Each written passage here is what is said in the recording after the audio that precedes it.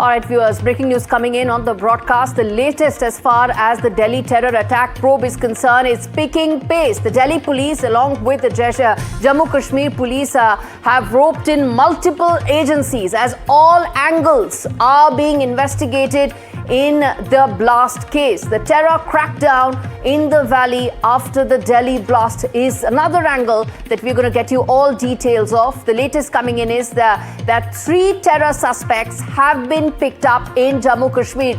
Let's first get in my colleague Vishnu Shom, who's joining us live on the broadcast. Vishnu, through the night, through the morning, you've been tracking every aspect of the investigations that are currently underway. Walk us through the latest that you're picking up.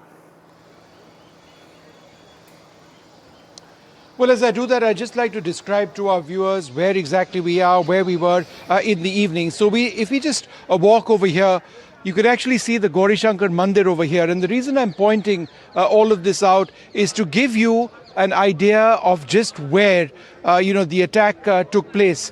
And as I walk to this particular area, and I'll just ask my camera person, Prem, to focus over here. Those are the ramparts. So that is the rampart of the Red Fort. And that's just about 150, 200 meters away from where I am right now. And then if we just walk over here and, just to give our viewers an idea of the security deployment in this particular area, the blast took place over there. It took place behind the white screens. Those white screens didn't exist when I was reporting here a little past midnight, and the media have actually been brought back a little bit by about 30 odd feet or so. The rapid action force that's in the men in blue over here have been deployed, and what we are focusing on now, Prem, is Chandni Chowk's entry. This is one of the entry points to Chandni Chowk that you can actually see. It's sort of headed in that direction. So the idea over here is basically to tell you about where this took place. The blast took place 200 meters behind me, about 150 meters, about 200 meters to this side is where Red Fort is located. The Gauri Shankar Mandir right over here, and in the distance over there, not too far away, just barely 50-60 meters away from me, is where one of the primary entries to Chandni Chowk is located.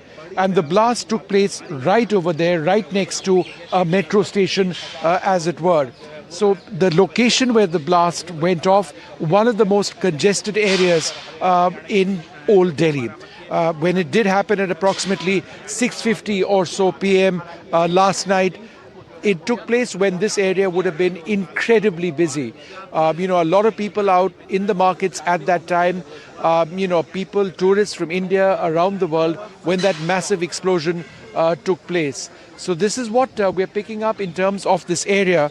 The big story or the big breaking news early this morning was that what we sensed last night, that there were no two doubts about the fact that this is a terror attack, is something which has been proven to be entirely correct at this stage.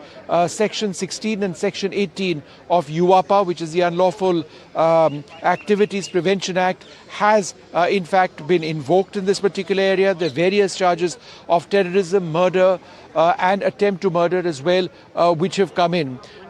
Earlier on, approximately 2 hours earlier, in this particular area, what I did notice was a couple of investigators actually coming out and picking up small remnants, debris, possibly of explosives, possibly of the remains of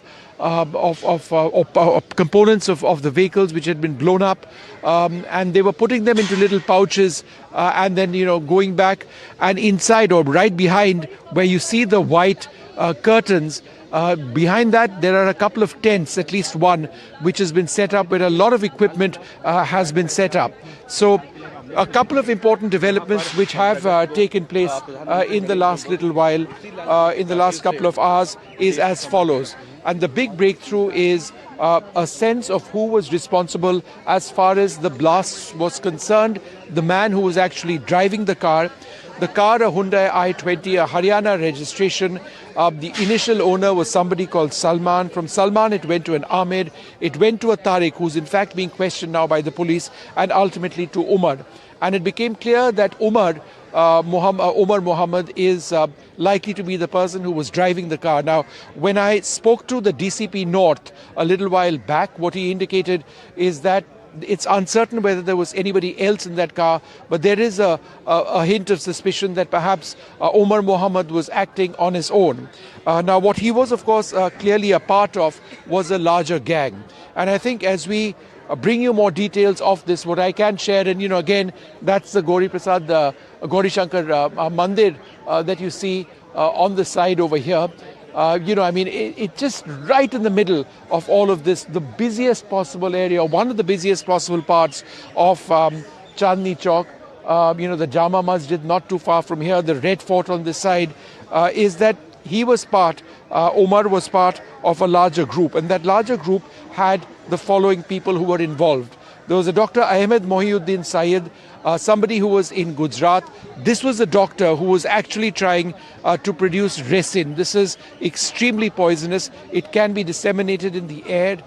Castor oil, which is something which is used in the manufacture of resin, was actually found over there, and the effort, it appears, was to try and develop that. So he was arrested some time back, as also Dr. Muzammil Shakeel. Now, this is a man who had that property in Faridabad, and it was in Faridabad that close to 3 tons of explosive material, including several hundred kilograms of ammonium nitrate, was required. That ammonium nitrate is what actually triggered, it is believed, the blast which took place. There's been no shrapnel which has been found in the area, which seems to indicate that perhaps as far as the explosion itself is concerned, the sense was that there was no need for nails, pellets, etc., that the explosive strength of the ammonium nitrate itself would have been enough.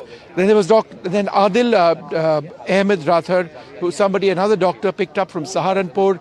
He was arrested over there, but he was at the government medical college in Anantnag. In his locker, there was an AK-56 rifle which was found, ammunition as well, and also one other person who was Dr. Shaheen Shahid, who was an associate who allowed the use of her car to actually store weaponry and things like that. So these are the 4 people, and it just strikes me as I hand back to you that the police were actually interrogating all of these people, with the exception of Umar, who has detonated that device and died in that blast. The police were interrogating the others in this particular case, and they were really, really close to shutting this down altogether.